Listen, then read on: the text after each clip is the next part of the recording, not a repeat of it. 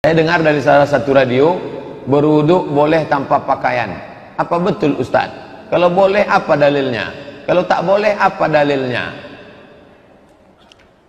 Tidak ada rukun syarat wajib mesti pakai pakaian. Kalau Ustaz sendiri saya pakai anduk. Saya berwudu pakai anduk, menutup aurat. Ada adab-adab kita, adab kamar mandi, adab tempat tidur, adab.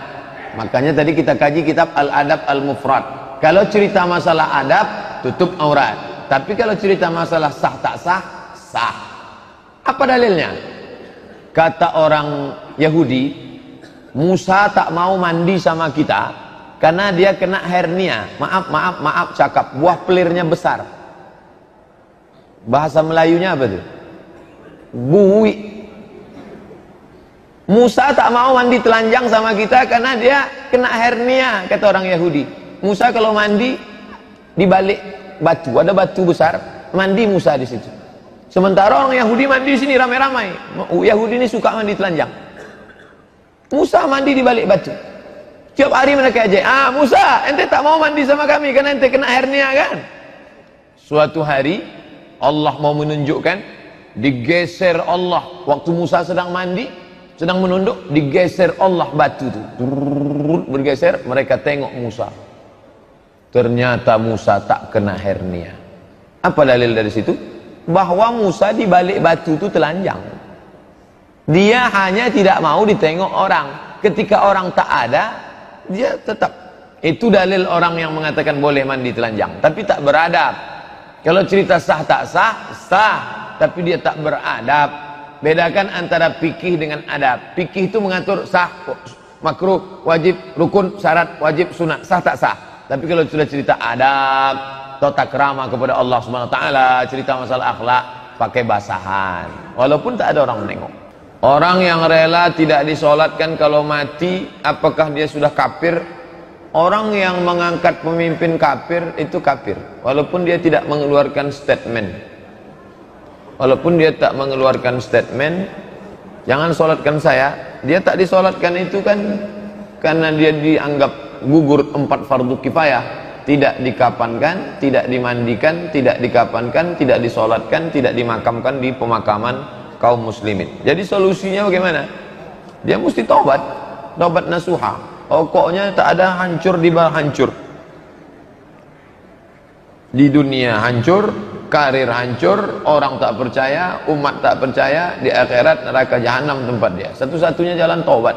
Mudah-mudahan taubat dia. Taubat nasuha. Kalau tidak, na'udzubillah. Ana akwat, mohon doanya Ustaz, semoga Allah melembutkan hati orang tua saya untuk mengizinkan saya mondok menghafal Quran. Saya sudah minta izin mengirim video keberkahan bagi diri orang tua yang anaknya hafal Quran, tapi beliau tetap tidak mengizinkan. Beliau berpendapat Al-Quran tak perlu dihafal. La ilaha illallah. La haula wala quwata illa billah. Berapa banyak jamaah yang meneteskan air mata karena anak lari dari pesantren. Orang tua saya termasuk yang tak bertuah, kata orang Melayu, karena saya tak tamat pesantren. Cuman setahun saya di pesantren. Saya termasuk yang lari dari pesantren. Mungkin dulu kalau saya tamat pesantren jadi ustadz saya. Ustadz hebat maksudnya. Ini ada anak mau masuk pesantren, mau menghafal Quran, malah dia pula mengatakan Quran tak perlu dihafal, diamalkan saja cukup. Mudah-mudahan Allah melembutkan hatinya.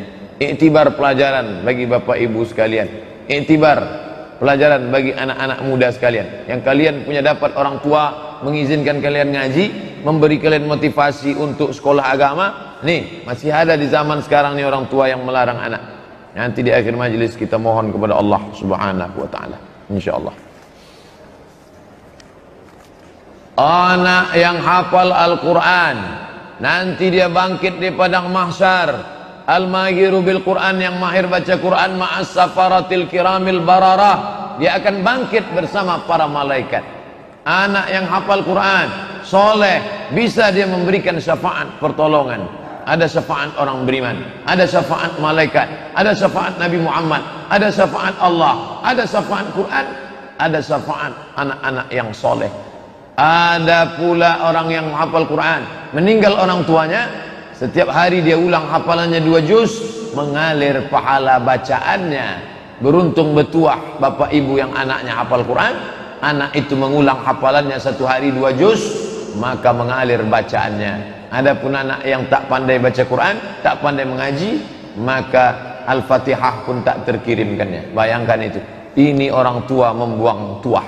Ini orang tua yang membuang tuah. Anak yang mau menghafal Quran malah dilarang. Bahwa alasannya karena perempuan. Pondok pesantrennya aman.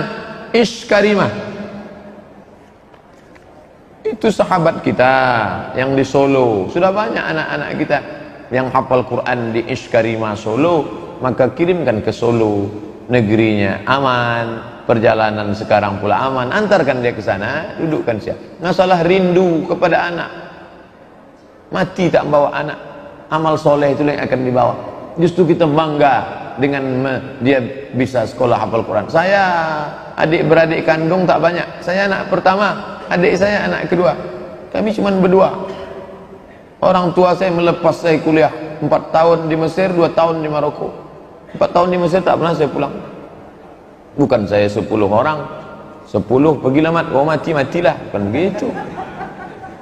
Kami berdua. Apakah boleh tidur sambil megang Quran? Karena kebiasaan saya kalau tidur megang Quran, kalau tak megang Quran saya tak bisa tidur. Kok baca Quran itu ada adabnya. Adab baca Quran, buka adab hamalatul Quran. Berwudu, duduk menghadap kiblat dengan Quran.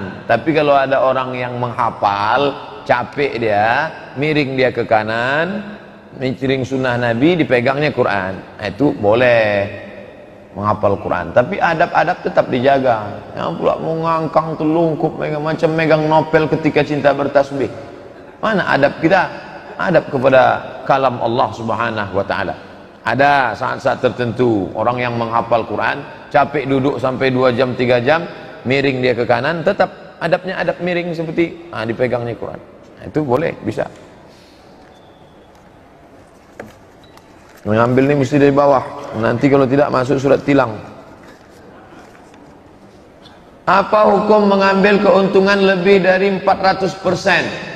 Fatwa Syekh Atiyah Saqar, ulama besar Al-Azhar, dalam kitab Fatwa Al-Azhar, penjual boleh mengambil untung berapa persen terserah, tidak ada ketentuan. Lebih dari 100% riba, tidak ada, selama tak ada unsur tipu di dalamnya. Bapak pergi ke Jogja beli kaligrafi kulit, di sana cuma 15.000, Bapak jual di sini 1.500.000, berapa persen itu? 1000%. Sah selama tak ada tipu. Cantik kaligrafinya Pak? Iya. Boleh saya beli Pak? Boleh. Berapa harganya? 1,5 juta. Saya beli ya? Belilah Bapak. Tapi kalau dia tipu-tipu, ini kalau ente beli, insya Allah rezeki akan berdatangan, menolak bala, hantu-hantu takut karena ini dari Jogja nih, Nyi Roro Kidul aja pingsan gara-gara ini. Itu bohong itu.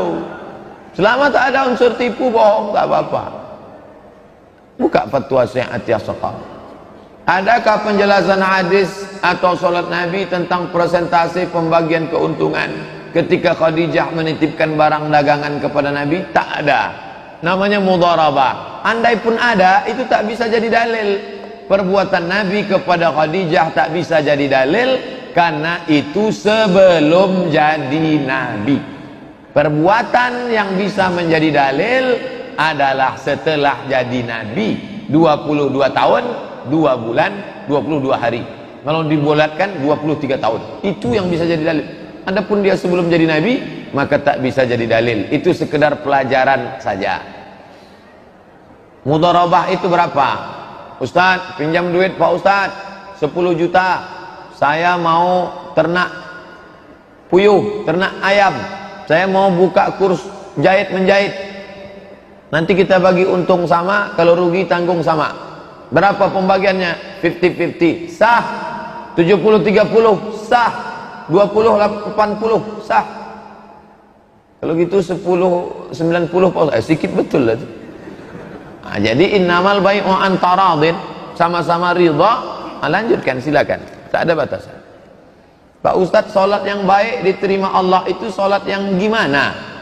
Baca buku fikih dasar, fikih paling rendah, fikih sunnah Sayyid, fikih sunnah Said Sabiq itu tengah. Di bawah fikih sunnah Said Sabiq lagi fikih Islam Sulaiman Rashid, orang Lampung, dapat gelar Ijazah Al-Azhar, belum ada LC lagi zaman dia, tahun 1935, namanya Syahadah Alamiyah.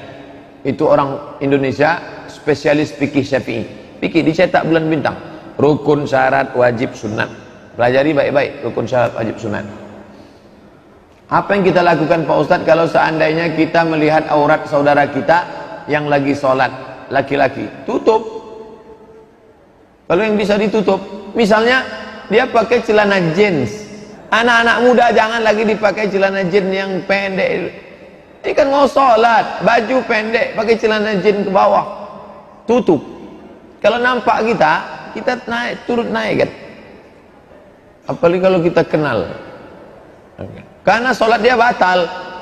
Orang yang sholat terbuka auratnya, sholatnya batal. Maka dia mesti ulang balik. Diulang balik itu sholat. Hati-hati. Makanya kalau pakai kain sarung, ujung kaki dirapatkan. Waktu sedang sujud, Allahu Akbar, kaki kan meregang gini, tutupkan. Karena kalau pakai kain sarung, tak pakai celana panjang di dalam, itu pangkal pahanya kelihatan dari belakang. Itu berapa? Kalau pakai sarung itu pakai celana panjang, paling tidak sampai ke lutut, di bawah lutut, agak 5 jari di bawah lutut.